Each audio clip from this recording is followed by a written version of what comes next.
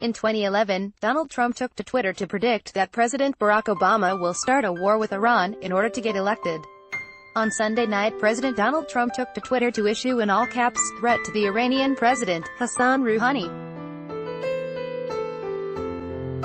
This article was originally published at Salon sponsored to Iranian President Rouhani, "Never, ever threaten the United States again or you will suffer consequences the likes of which few throughout history have ever suffered before.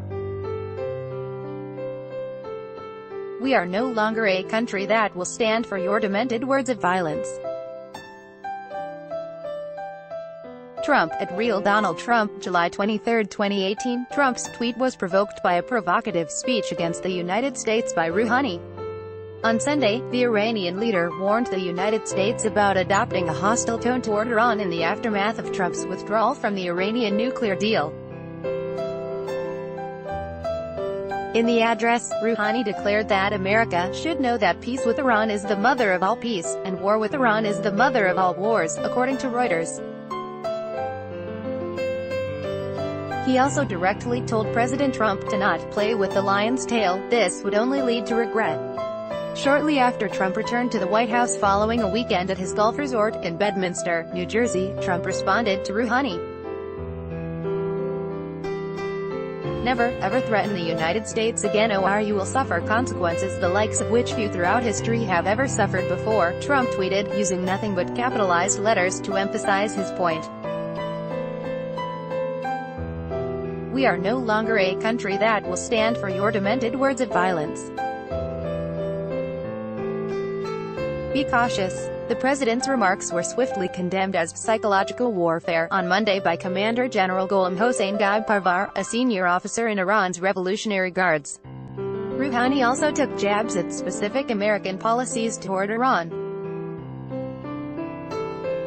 For instance, in response to reports that American policymakers were hoping to destabilize that nation's government, Rouhani said that, "You are not in a position to incite the Iranian nation against Iran's security and interests." Regarding Trump's threat to make it impossible for Iran to export oil, Rouhani pointed to Iran's geopolitical domination of the Persian Gulf and the Strait of Hormuz, which he claimed gave the country an inestimable advantage over the United States. "Anyone who understands the rudiments of politics doesn't say, 'We will stop Iran's oil exports. We have been the guarantor of the regional waterways security throughout history," Rouhani proclaimed in his speech. It is likely that Rouhani's speech was also a response to the fact that sanctions against Iran are set to be reimposed on November 4, with more than 50 international firms making it clear that they will leave the Iranian market at that time, at least according to a statement made earlier this month by a State Department Policy and Planning Director, Brian Hook.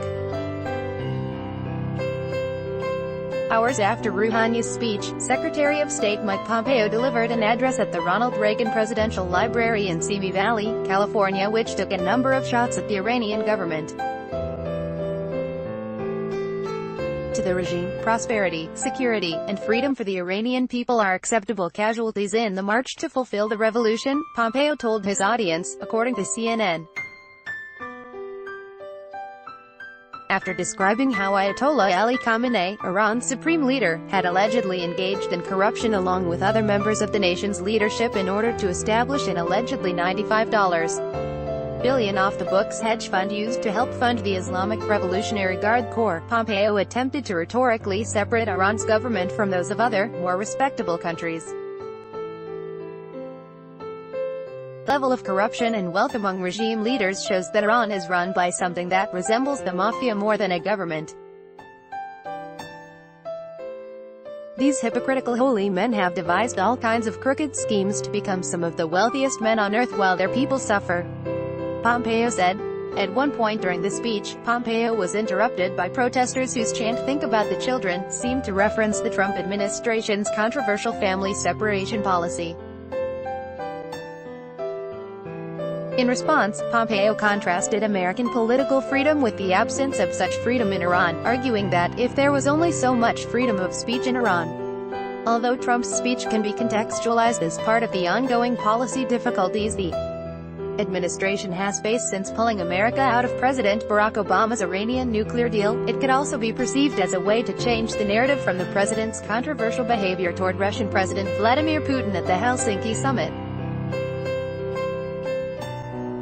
Indeed, tweets posted by the president on Monday morning strongly suggest that a desire to spin away that bad publicity, namely, by cooking up more conspiracy theories about Democrats and special counsel Robert Mueller being the bad guys there instead of Trump himself, is still very much on the president's mind. So, we now find out that it was indeed the unverified and fake dirty dossier that was paid for by crooked Hillary Clinton and the DNC. That was knowingly. Trump, at Real Donald Trump, July 23, 2018, it was classified to cover up misconduct by the FBI and the Justice Department in misleading the court by using this dossier in a dishonest way to gain a warrant to target the Trump team. This is a Clinton campaign document. It was a fraud and a hoax designed to target Trump, Donald J. Trump, at Real Donald Trump, July 23, 2018, and the DOJ, FBI and Obama gang need to be held to account. Source: misled the court to provide a pretext to spy on the Trump team. Not about Carter Page, that was all about getting Trump, Donald J. Trump, at Real Donald Trump, July 23, 2018, Carter Page wasn't a spy, I wasn't an agent of the Russians, he would have cooperated with the FBI. It was a fraud and a hoax designed to target Trump. Tom Fitton at Judicial Watch, a disgrace to America. They should drop the discredited Mueller witch hunt now. Donald J.